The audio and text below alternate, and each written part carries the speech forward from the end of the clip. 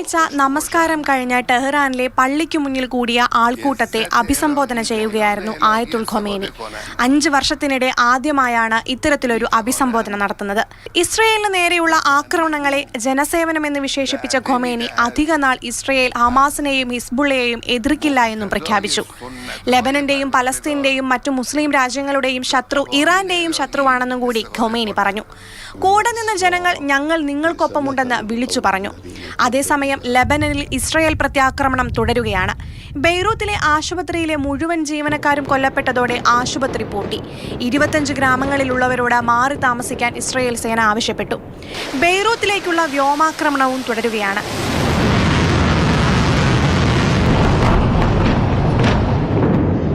Hezbollah നേതാവ് ഹക്കീം സഫേദാനെ ലക്ഷ്യമിട്ടാണ് ആക്രമണങ്ങളെന്നാണ് നിഗമനം.